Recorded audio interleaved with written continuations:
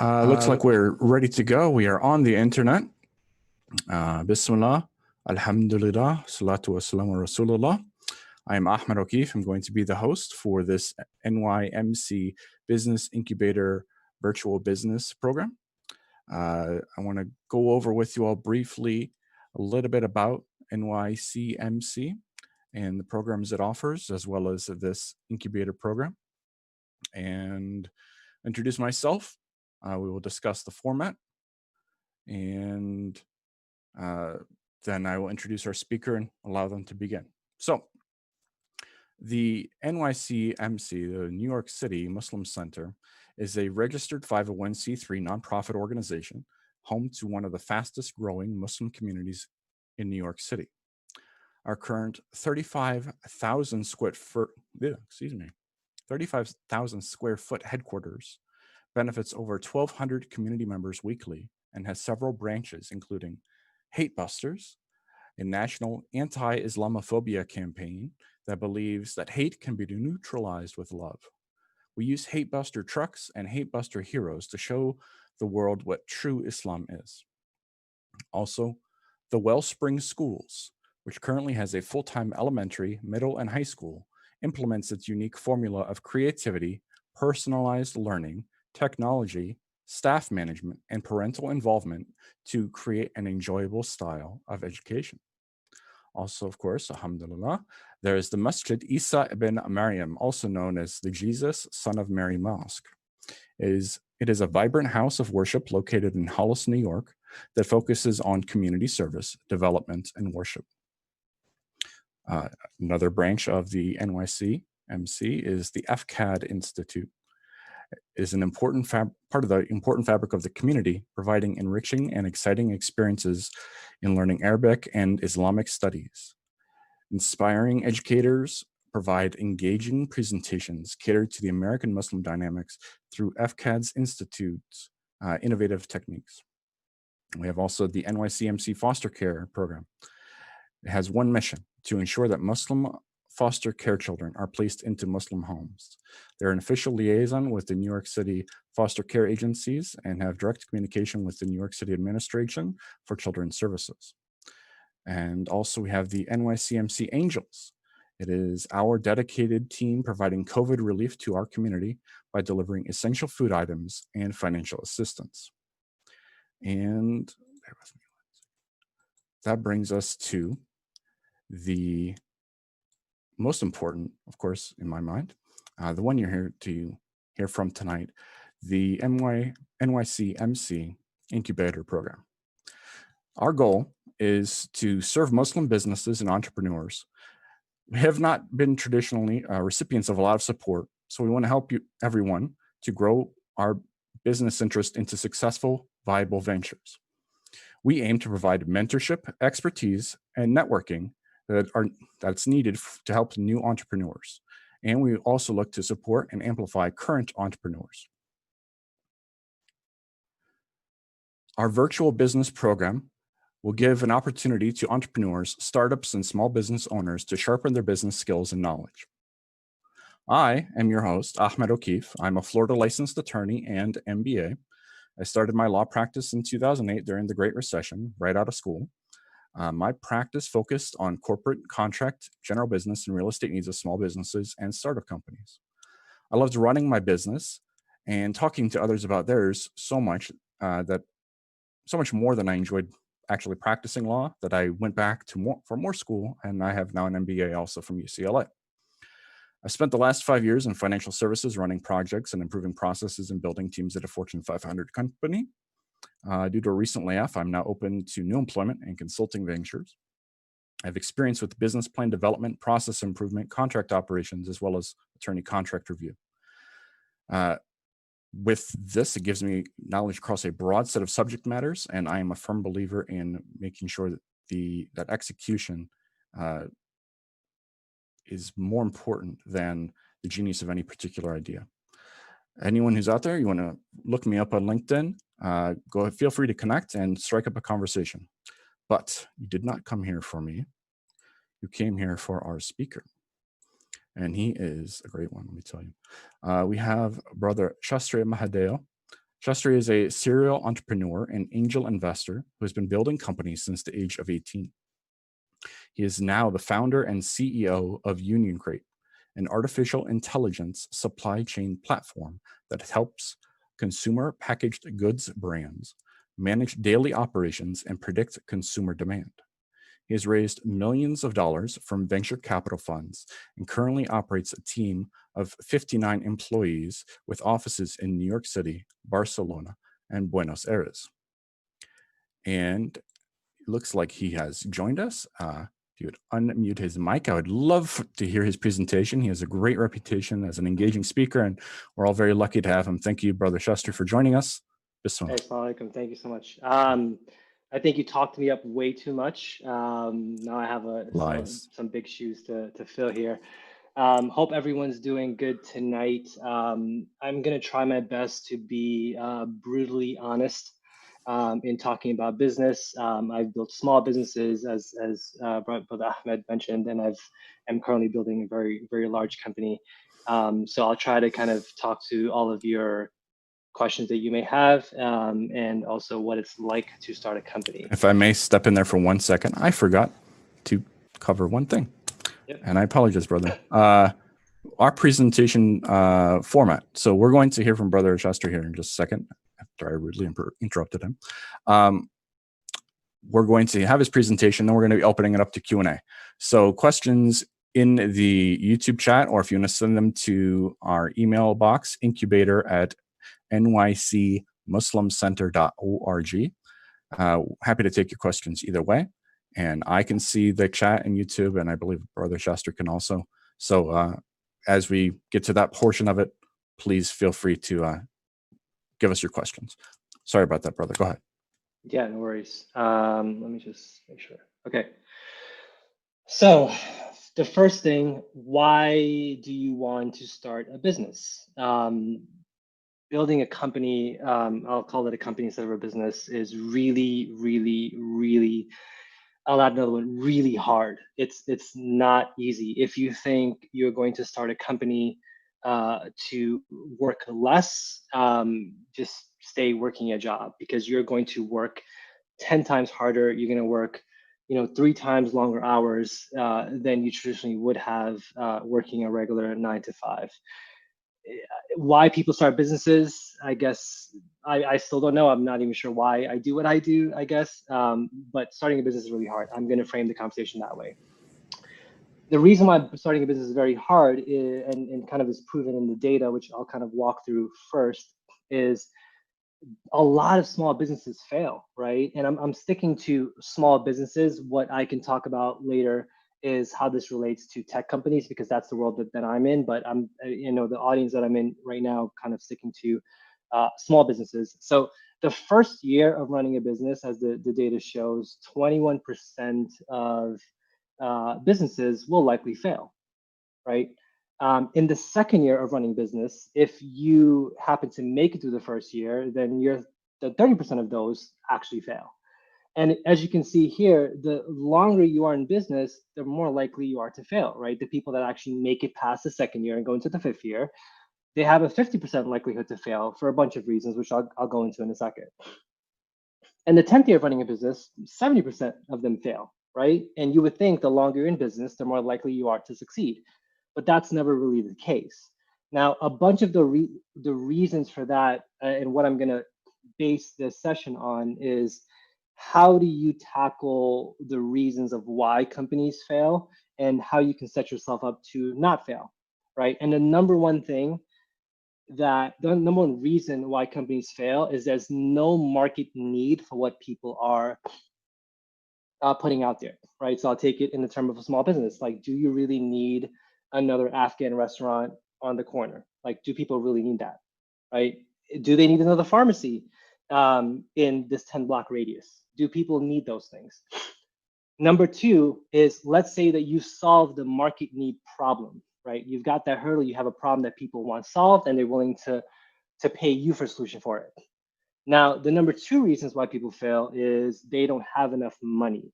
They haven't thought about what it means to get in year 2. They haven't thought about what it means to grow a business. They haven't thought about what they need in order to succeed. and they just run out of cash before they can even make it work. The third thing, which to me is one of the most important things, and I'll get to that, is not the right team. Who do you have around you to build that company, right? And for me and my company, it's all about team, team, team. And I've learned that over the years that that's the number one thing. Now, the fourth thing is, let's say you found the market need, you have enough money, you have built the right team. The fourth reason why people fail is competitors, right? And this, you can think about this as going into your fourth or third or fifth year of business. Competitors start becoming a threat, or you haven't thought about what a competitor can do to your business. Competitor can be a reason why people fail. Number 5 is pricing. What are you charging for your product? Why are you charging that? What is your strategy? So those are the top 5 reasons in any business of why they fail. Now, what I'm going to do in the session again is I'm going to try to dive into each one of those in the time that we have and being mindful of time here. So Brother Ahmed, please stop me. I'm looking at my phone, but whenever, stop, let me know. I'm good at saying no. Okay. So let's jump in. So first of all, why are you starting this specific business, right? Keep in mind that I've highlighted the word this. The questions that you need to tell yourselves, and Allah talks about this all the time, about being very introspective. When you're starting a company, you need to think, you need to use your brain, you need to be very introspective of why you want to start this business.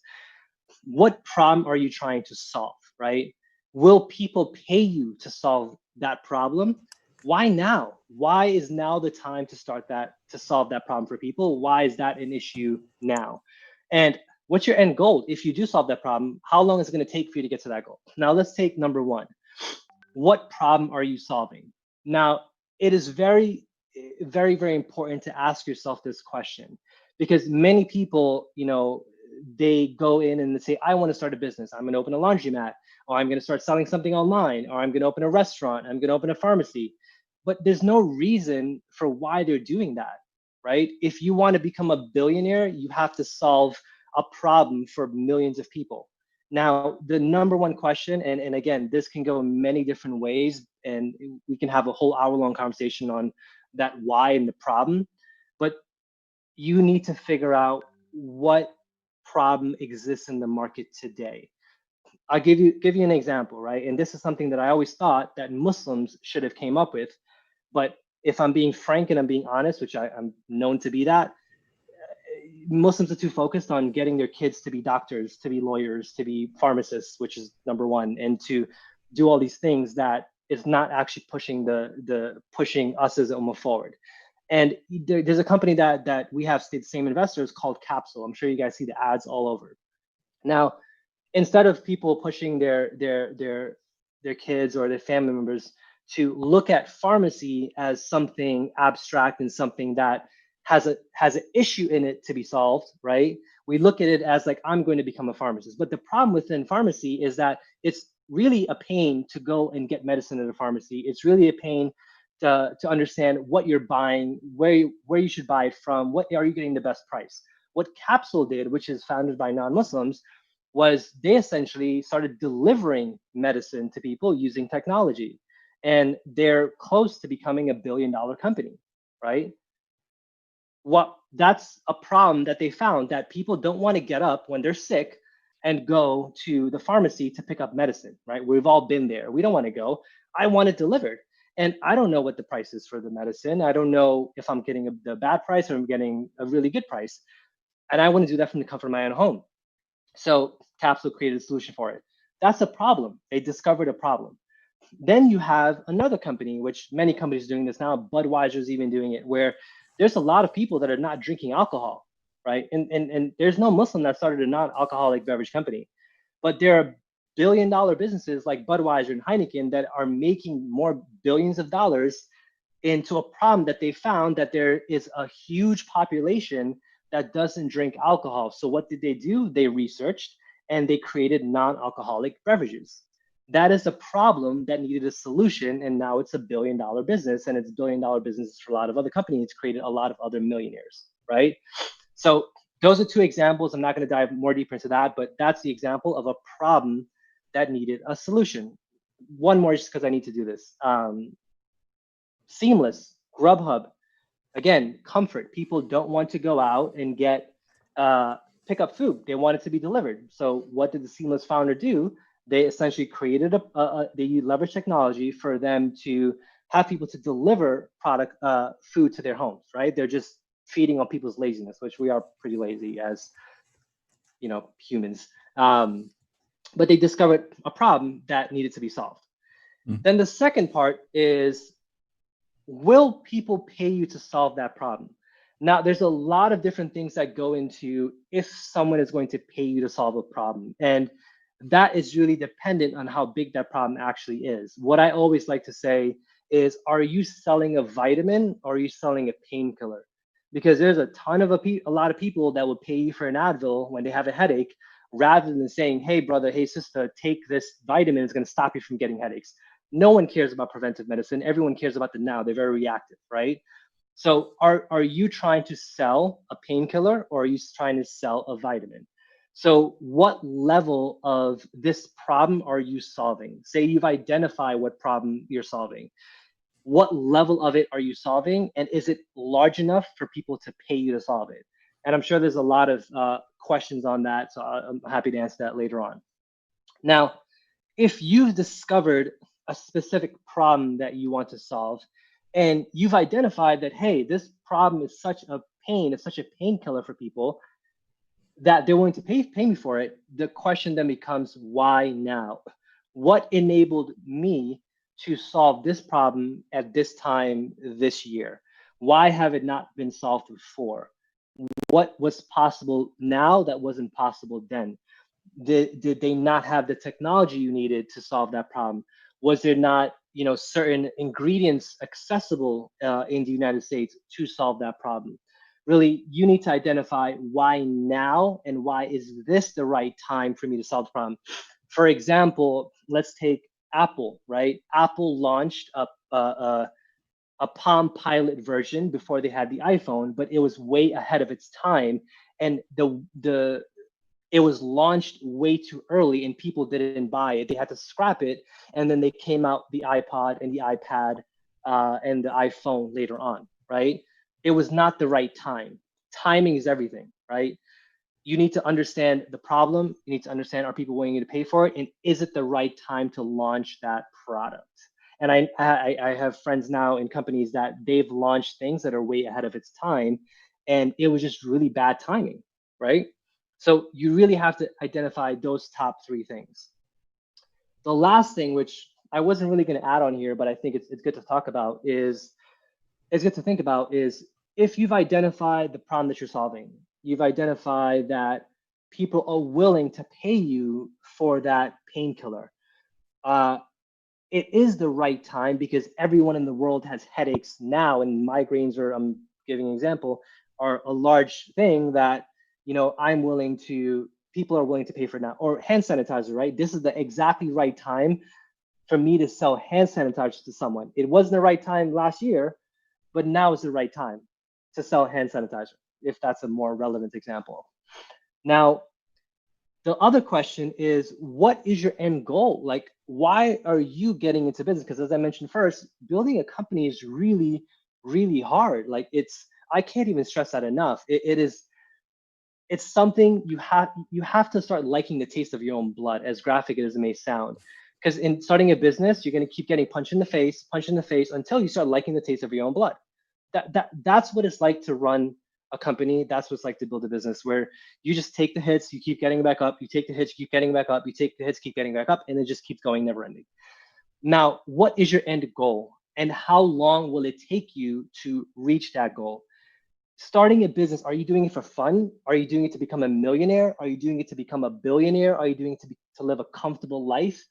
Are you doing it for as an experiment? What is your end goal? Because that end goal will then define what type of business you start, when you start it, and what level of problem you want to solve, right? Tying it back to the first three. And if you identify, for example, that my goal to start this business is just to live a comfortable life, meaning I want to make $200,000 a year in profit and I want to live comfortably, I want to travel, I want to do all these different things. Now, the type of business that you build to solve for that and for your end goal is, I just want to make this amount of money. I don't want a lot of stress. I want to be able to retire early. Then the way you build that business and the way you go about building a business will be very different. If you told me, if you said to yourself, okay, I want to become a billionaire. First, why do you want to become a billionaire? Like, what's the reason for that? Is your end goal to do that? Now, is the problem that you're solving going to get you to that? Are people willing to pay you enough money that you can then build a $1 billion business? And am I starting this in the right time? And is it going to take me 10 years to build a business to that level, right? So that question then will validate question 1, question 2, and question 3. And I suggest whenever you start thinking about things, I've tried to make this as a little bit of a guide for you all to kind of think through whatever business you're going to do. Now, let's move along here, given the time that we have. Okay, so let's say, for example, you have identified the problem that you want to solve. You've identified what people are willing to pay you to solve that problem. You identify that this is the right time to solve that problem, and you identify whatever your goal is and how long it's going to take you. The question you should then ask yourself, okay, how much money do I need to do that, right? How much money do I need to solve that problem? Have people, how much money do I need to solve that problem? How much money do I need to build that solution, to fund that solution? That's the very next question, because you can't build something with nothing. You have to put time into it. Everything costs something, right? Every solution costs something. It costs you time, it costs you money, it costs you something. Now, the question that you need to ask yourself before you think about funding this, right? Whether it's going to be raising money from friends and family, which I always suggest, the first step is 1, seeing how much money that you can put into the business, once you've identified how much money you need, and then who else can help you fund it. But the question that you essentially need to ask is, before you start going out to get money for this, is, have people paid you for the solution yet? Have you explored all avenues where you can get people to pay you, because revenue and sales cures all problems? That's what we like to say, sales cures all, right? Can I sell this with minimal amount of money, with money that I have in my own pocket, so that I can actually fund the business myself? I wish I could have did that with the company I have, but we couldn't do that because our business is just not built that way. And the question you ask before you start looking for money is, have people, or are people, what I probably should have rephrased the question to be is, are people willing to pay me for the solution now? So have people pay for the solution, because that is the best way to fund your venture. Now, the next question is, how many people exist that can pay me for it, right? Because if you've decided that you want to come to me as an investor and say, I have this amazing idea, and like Brother Ahmed said, ideas are worthless, right? The game is execution, and we see this all the time. People can think they have $1 billion ideas, but it doesn't matter. Like, everyone thinks they thought about Facebook, everyone thinks they thought about Airbnb, but the name of the game is execution. It's all about that. Ideas are worth nothing. It's all about how you execute, and part of executing is getting money to execute, right? Now, if you come to me as an investor, let's say you're going to go raise money from friends and family, right? And I'm causing raising money, meaning like getting people to invest in your business. The questions that I ask as an investor is, 1, have people already paid you for the solution? Have you went and tried to get people to pay for that solution? Have you tried to validate that there is a need for what you're trying to sell? Number 1. Number 2 is, how many people exist that I can pay you for it? And what we call this is the total addressable market, right? So it's TAM, SAM, SOM. So what is your total addressable market for the problem that you're solving? For example, think about an example that's relevant. How many people, how much money are people spending on painkillers? As I did take the same example. Now, if they're spending $10 billion, making this up, on painkillers, then that is your total addressable market, right? That's how much money you can possibly make, because that's what people are, not how much you can possibly make, but that's how much people are selling it.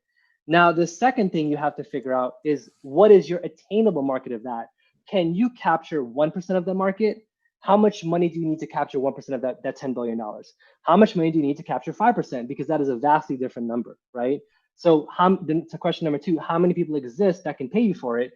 You have enough people that are paying $10 billion for painkillers. That's how big your market size is. So identifying your market size is how you can get people to fund your business. And in order to think about market size, the size of the market will be very dependent on the type of business that you want to build. If you want to build just a multi-million-dollar business, then you don't need to have a $1 billion market size. But if you want to build a $1 billion business, you need to have a very large market size, meaning a very large amount of people that exist that can pay you for what you're trying to sell. I hope that makes sense. And the next question is, what I would ask is, what are you going to use the money for? Like, if I give you $100,000 today, what are you going to use the money for? The number one thing that I see founders doing is that they'll say that I want $100,000 to do this business, but they have no idea what they're going to spend the money on. And then they come back a year later and saying, hey, we have no money. We lost the money, and because they had no plan on how to spend it. And that goes back to the slide number 1 is, okay, what is your end goal? How long does it take you to get to that goal? And you need enough money to get you to a certain period of time to achieve those micro goals, if you will. And I know I'm kind of running on time here. So number 4 is, you're going to be good. We're going to make it work one way or the other. I'll let you know in advance. Okay, cool. Now, the other part is, which ties back to part number 3, is how am I going to get people to buy my solution, right? Which is, what am I going to use the money for? Am I going to use the money to acquire customers? Am I going to use the money to manufacture the product that I'm going to sell? Am I going to use the money to hire people to sell the product that I've already manufactured, right? So number 4, which is another question I added last minute, was, how am I going to get people to buy my solution, which will then directly affect how much money or capital you need to fund that solution. Okay, now let's jump into the other one. Now, this is very near and dear to me. Now, let's say you figured out what problem you're solving. You've found what people are willing to pay you to solve it. You've identified that this is the right time to do that. You've identified that this is what your end goal is. You've identified that people are willing to actually pay you for the solution because you've gotten people to pay you for it. You've raised enough money to then go out and build that solution or get people to buy that solution. What do you do next? What I would view as number 1 in my business and in building a tech company, it's always team, team, team. If you show me any successful company, they have a very strong leadership team. If you have a weak leadership team, you will always fail no matter how great the idea is. Just remember that. If you're surrounded by people that are not the right people for what you are trying to do, that does not have the same end goal in mind as you will fail. It is all about the people. I always say my job as CEO is managing people and building the right team. That is my job, making sure my team is happy. The saying goes, customer comes first. I disagree with that wholeheartedly. My team comes first. If my team is happy, they will make my customers happy. If my customers are happy, then they solve all my problems. Because remember, sales cures all. Your team comes first. People come first. I cannot stress that enough. It's not about, let me choose, Joe and Sue to start a business with. No, why, right? So the question you ask yourself, if for the problem that you want to solve, do I need a co-founder, right? And the number 1 question I think that people need to ask themselves is, what can't I do? What don't I know? You can be a person that knows how to code, right? So if you're building a tech solution, then you know how to do that, but you don't know business. So then you need a co-founder that is business-minded. Or another example is, you're a great chef. You make the best food ever, right? You make the best burgers, you make the best kebabs, like you're the best at it, but you don't know anything about business. Then your co-founder, someone that you build a business with, has to know those things. That's what you don't know and what you can't do. Or the vice versa, right? You're great at business, you know how to raise money, you know how to deal with lawyers, you know how to do all these things, but you're a horrible chef, you can't even boil water. Then you need someone who's a chef. When you've identified who that first person is to go on this venture with you to build this solution, you need to identify who else do I need to bring my solution to that huge mass of people that's willing to pay me for it, right? Is a co-founder enough? Do I need someone else? Do I need, if let's take the restaurant example, do I need the chef? Do I need a waitress? Do I need a sous chef? Do I need a cleaner? Like, what do I need to get my solution or my product to the people? And I'm going to keep saying product because a restaurant is a product, a pharmacy is a product, anything is a product. Everything you're trying to sell is a product. You yourself are a product when you're raising money because you're trying to sell yourself to an investor to give you money. Now, who else do I need to bring into the fold of my vision to build a solution? Now, in order to do number one and number two, the question you need to ask yourself is, why would people follow me in this journey? Like, why am I the leader that people are going to follow? How can I convince people to follow me? And, we even say internally when we're doing interviews and we're hiring people, in tech companies, it's not like a traditional company where you go and people come in a suit and tie and they, you have to they have to convince you why you need to work there. No, in industries where, or big businesses where, the big money is, we have to sell the company and tell the person, when you're finding great people, why they should work here. So I spend sometimes the first interview of my conversation, like, here's our company. Here's how big we're going to be. Here's why you need to get on this rocket ship.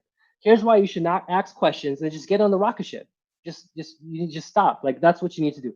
Why are people following this journey? You need to sell yourself. You need to sell your vision, because if you don't do that correctly, you're never going to get the right people to build the business. Remember what I said, if you have the wrong people to build your company with, you will fail. There's no question about that. You will 100% fail. So you have to identify why are you, or why should people follow you in this journey? Number one, do they believe what you believe? Do they believe in your vision? Do they have the same end goal as you? Do they have the same time frame as you? Do they have some interest in the problem that you're trying to solve, right? And you need to be the leader that people want to follow, right? And I could talk more about that, but I don't want to kind of dig too much into it. Let's go to the next. So let's say you've identified what problem you're solving. You've got money for it. You've identified what you're going to spend the money on. You've identified who you need to take that solution to the masses. You need to first identify, which, remember, the number 4 on why companies fail is competitors, right? I'm taking this kind of in steps. Now, why are you different than the rest, right? What makes you different? Like in the example I gave in the beginning, do you really need another restaurant on the corner of the same block? Like, why are you different than the other Afghan restaurant in the corner? Does yours taste better? Are you selling it cheaper? Is the customer experience better? And I'm not saying that you can't do it, right? Let's just take the example of, you're in a one block radius and there's 2 like kebab restaurants, or 2 let's take burger joints. What makes your burger joint different than the guy next door? Do you have better customer service? Do you use better quality meat? Is your decor better? Is the cleanliness better? What makes you different? And is that different greater or big enough that they're willing to pay you instead of the guy next door? That's the other part to it. So number 1 of that is, and I kind of took a leap forward here, is who are your competitors? So in that example, is your competitor the guy next door? Is your competitor another tech company? Is your competitor another pharmacist? Is your competitor someone else? Who are those competitors? And I'm not saying, spend all your time focusing on competitors. No, win your own race, right? if you ever, they say that winners focus on winning and losers focus on winners. You got to focus on winning, but I'm not saying don't know who you're running the race with. You need to understand who you're running the race with, and identify competitors. Then try to understand why are they going to choose you over the competitor? Like I said, better customer service. Is it a better burger? Is it a better meat supply? Is it better quality? Like, is your place prettier? What is why you? Ask yourself that. The third thing is, how do I prove why you, right? If you've identified that people need to come to my burger joint, or they're going to come to my burger joint instead of the guy next door because we have better quality meat. Let's just take that example. How do I prove that? Am I going and giving free samples? Am I, putting a table outside to give out that? Am I showing who it came from? Am I sending people free meals? Am I doing a research on it? Like, what am I doing to prove why you? Because you can't just have a why you and then expect people to know what it is, right? If I take it from a tech perspective, right? Why should they buy your software versus another? Is yours easier to use? Is it cheaper? How do I tell them that? Does mine solve the problem better? Do I have a case study that shows how other clients have solved, how I've solved that problem for other people? Do I have testimonials from people that say that, man, go to this guy because he has definitely better quality meat and it made my stomach feel better, right? Completely making this up, but you get the idea. Now, the other part, show me the money. Let's say you've identified the problem. You know people are willing to pay for it. You identify at the right time. You know your goal. You have the money to go out and build this. You've identified the right team. You've assembled the right team. You know what makes you different, right? The other thing, the last thing that people mess up on is pricing, right? And I'm calling it pricing because that can apply to a lot of things, right? You have to identify what is your pricing strategy. And yes, you do need a pricing strategy. It's not, I'm going to sell this soda for $1. Why are you selling it for $1? Can you afford to sell it for $1? What's your strategy behind charging $1 for this thing? There are even consulting firms that do $500, $600 million in revenue just on consulting with people on how to do pricing strategy. That is a business. That is $1 billion business on just pricing strategies. We've redone our price, and the price tag for what we sell can range from $12,000 a year to $5 million a year. Like, we have very large price tags on the products that we sell, but we still need to identify a strategy of why we're charging that, how we're charging that. Are we leaving money on the table?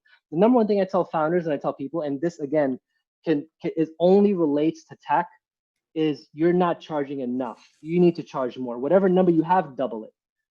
Whatever number you think that people want to pay, charge more, because people are afraid to charge money, but they forget that Louis Vuitton, they charge a ton of money for something that's probably worth the same as what you can find in, like, I don't know anything about bags. My wife does, but Go to Marshalls. Yeah, there you go. I assume you guys have Marshalls, right? Yeah. But they've created a premium product. A good book that everyone should probably read is Irrational Rationale. Like, it's a pretty good book to understand how irrational people are, that they're willing to pay more money for things that cost more money. So what is your strategy? I tell people all the time, you're not charging enough. You charge more. And then this applies to tech. I'm not saying this applies to food. This doesn't apply to other things. This is specifically in the realm of tech. But even if you're not, and it can apply in the realm of a brand, right? Like, you're selling a bag, or you're selling a tea product, you're selling a seasoning. Can you charge more? What's going to allow you to charge more money? Are you leaving money on the table? If you change your branding, if you change your packaging, can you charge more money? If you have someone buying your product that's famous, you can charge more money. What will help you charge more money? Because remember, sales cures all. That's what you need to remember. Sales cures all. What can you do? What is your strategy? I ran a tea brand for 5 years, and one of the things that I made mistakes on really early on is I didn't account for the margins selling to a distributor, selling to a retailer. I only accounted for me selling directly to a customer online. I didn't do a pricing strategy. I didn't do the homework and the math to say, okay, how much money, what is this costing me to buy? In order for me to get to my goal, again, I'm going back to slide number 1, what is my goal? In order for me to get to the masses, here's what I need to sell the product at. In order for me to sell the product at this price, in order for me to make whatever my goal is, I need to have this amount of margin. So really understanding a pricing strategy is super, super important, because if you get that wrong, it's very hard to recover from that. You can never charge people more money. You could always charge them less. Come in higher. We sell products and we'll double whatever. We'll come in and say something costs $1 million at the base price, but we'll give you a 20% discount on it. You know what that does? But we'll give you a 20% discount if you sign a 1-year contract. Cool. They took it. It's a deal. But I just protected my upside. I have on my contract $1 million that this thing costs. I know I'm not going to get $1 million for it, but I might. I have no idea, right? And again, rudimentary example, but by putting a high price and then discounting down, which people do this all the time. Again, the book Irrational Rationale, you know, take this example, which is a more, a more close to home example. How many of you buy things only when it's on sale? Probably all of us, right? Right. And definitely some things, yeah.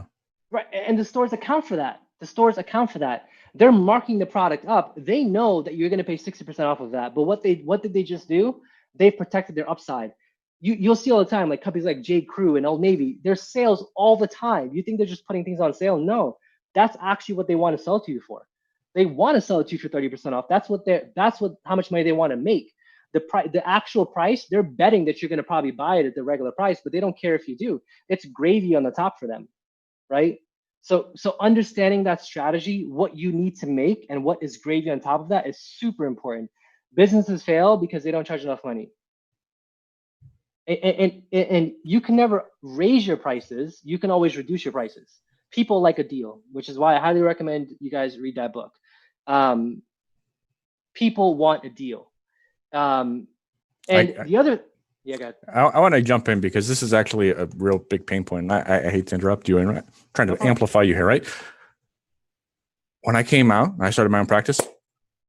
I was charging so low that I was not taken seriously, right? And I doubled it, and they were willing to pay. In fact, willingness to pay went up as I increased it. And I find that a lot of people are really hesitant or like embarrassed to talk about price and about what they need to charge, what they need to get paid. And I just think it's an important point to emphasize for the community. Yep. They really need to get past that barrier and be willing to, exactly what you're saying, bring in the money. Yep, you got to bring in the money. That's what it's about. Don't be afraid. Charge more, because you can always reduce your price, but you can never raise it. And people value things that cost more. It's irrational, but they do, right? I'm pretty sure the Honda is more reliable than the Mercedes Benz, but people buy the Benz because it's expensive, right? In the long run, the Honda is going to last you 15 years. The Benz is going to last you 5. Right? But people buy the Benz because it's more money and they want to be known. They want to have status, right? They want to be seen. The other part to this is not just saying go and charge $10 for a soda, right? For example, like, before I was Muslim, I'm obviously a convert. Before I was Muslim, I used to own a nightclub, and in the nightclub we sold bottled water for $7. The regular Poland Spring that you get for $1, we sell for $7, and people pay it. We made a ton of money on water. Yep. So we charge a lot for it. But then this brings to my third point is, what value are you providing versus the price? That is also very important. You can't say this bottle of water costs $7 without having a value associated to that bottle of water that costs $7. The value that I was providing is like, you're thirsty. You can't leave and come back in. You need this water now. You're going to pay me what it is. I always say the value of anything is what anyone's willing to pay for it. That's the value of something. Whatever someone's willing to pay for it, that's what it costs. If you have someone willing to pay you $1,000 for something, it's worth $1,000, right? That's the value of something. Artwork. If someone comes, it can be a line on a wall, a line on a paper, If someone's willing to pay $1 million for it, it's worth $1 million. It's probably worth 3 because someone is willing to pay me $1 million, so I'm going to raise the price to 3. So with that, brother, I think your next slide is questions, right? We have a few minutes left. I think I'm willing to go a little past 9 if you are. I know we got started a little late. I don't want to speak for you. If you need to jump, I understand. But we want to open it up for questions. So we have at least one question in the chat asking for the name of the book again. And if people don't have questions in chat, I'm going to ask you some questions. Okay. So please, let's open it up right now. Again, what was the name of the book you were quoting? Irrational Rationale is a good book to read. Predictable Revenue is also a very good book to read. Habits is a good book to read. Like one of the case studies is how they got people to use toothpaste. Habits is a good book to read. I have a ton. I'm just looking back to see what's in my bookshelf. Rework is a very good book to read. I have a ton. You should have a session where you just go through entrepreneurs' bookshelves. That's probably a really good idea, because that's one thing I think I've noticed too, is real entrepreneurs. This is like a strong focus for them, and it's not just a casual thing they get into. Certainly over time. Obviously, you say you've been doing this since you've been 18 years old. So definitely something interesting here. You don't need to reinvent the wheel, right? People have done this before. Just read the book. People have done it. Like you can learn a lot. But yeah, okay, that's it. The last thing I'll say on this is just the value again. Oh, sorry, go ahead. Yeah, this is very important, is that, yes, when you're charging for something, you need to know what value you're providing. Like what is it? Are you charging $5 million because you're going to save them $1 million, right? Are you charging them $7 because they need it now and they're going to die of thirst? Like, what is the value versus price? That is super important. Your value should always outweigh your price, or actually on par. And then now it's questions. Excellent, thank you. So we have let's see, question from Aftab, who's asking, how do you reach out to VC investors? Man, the best way to reach out to a VC is to get a warm introduction.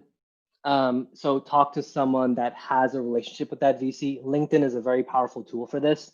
Get on LinkedIn. A lot of people are actually not actively on LinkedIn, but it's a very powerful tool. Find someone to give you a warm introduction. Someone who has connections with that person can give you an introduction to a VC. But again, I'll say this because we are a VC-backed company. If you can stay away from VC money, try to do so. As you know, Ahmed, being an attorney, things get super complicated very fast, and VCs want your business to go like this, when in reality, you might want to go like this. So the best way to get to VCs is get an introduction. They hate people reaching out to them cold. Yeah, that's very hard to break through that barrier. You're going to have a hard time. Yep. Okay. We're asking for the books again. We'll try to get the book list out. I'll send it out by email later for everybody who's interested. So I have a couple questions. I don't think I'm skipping anybody right now. You brought up, I think one of your most important things is having the right leadership team. How do you assess your leadership team going in? How do you make that decision as you are a entrepreneur looking to sort of start a business? You're considering working with one or more people, or how do you even make the decision that you need a partner at all? What is the risks, or what are your thoughts on really going truly solo as a founder? Yeah, I don't recommend going solo. I've done that before. There's a very rare situation where I recommend going solo, is my answer to that question. I think it's very important to have someone who has your back. And again, that person is very difficult to find, right? If you're going to go at something solo, I would say the only time I would consider that is if you've done this a ton of times before and you know what it is to build a company. If you don't, if the answer to the question is no, you've never done this before, then don't do it solo. I've done it solo before. It's really hard.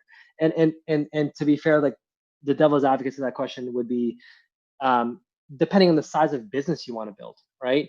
If you want to build a business that's making $200,000 a year or $1 million a year, you can probably do it online. I have friends now that make $5 million a month selling tea online, right? And there's 3 people. So you just depends on the size of business that you want to run. But at any situation, I would recommend not doing it alone. So what are red flags with your partners or potential partners? How about that? Red flags, and I'll frame this by saying no one gets this right the first time. No matter how many times you do it, the first time you start hiring people, it's always wrong.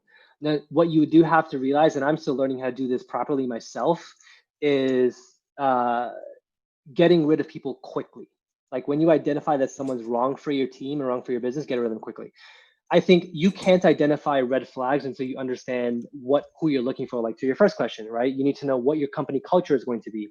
Do you want to be a customer service first company? Do you want to be a company that's like move fast and break things? Do you want to be a company that is, go slow and steady? Like what is your company culture? Once you've identified what your company culture is, and sometimes people do this too late in the game, they try to like build the culture over time. You need to identify what your culture is over time. Like us is very transparent. We say hustle hard, we move fast, we break things, we learn, we go. And we find people that are like that, right? When you identify the culture, find people that have the same values as you. Find people, and I'm not saying religious values, right? We're saying just values as character values as you, and has the same motivation and drive as you. At the early stages, you don't want to find a co-founder and say, okay, how much are you paying me? Then that's the wrong co-founder. That's a red flag at the early stages. How much are you paying me? He's not in it for building a venture. He's in it for money. If anybody has questions, I don't want to hog the mic, but I'm happy to ask another question with the time we have left. Not seeing anyone immediately jump.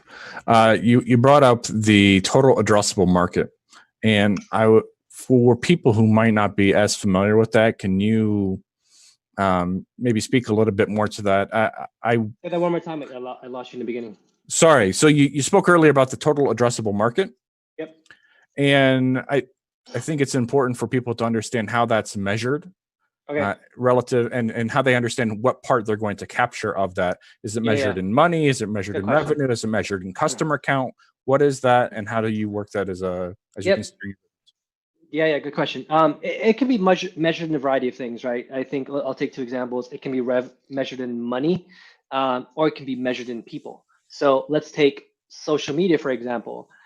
Social media is one of those things that are measured in people, right? Number of users using a thing.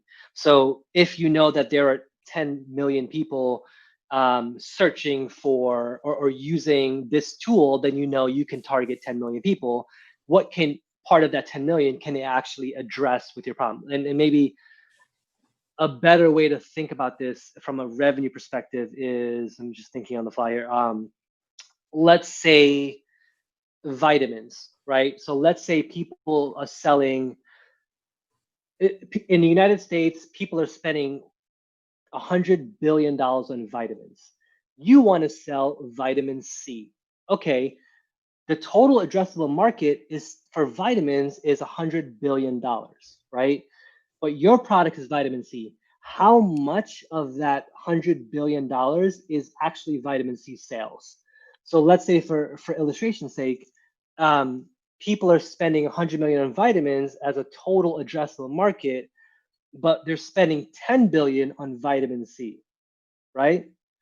So your service obtainable market is $10 billion, not $100 billion.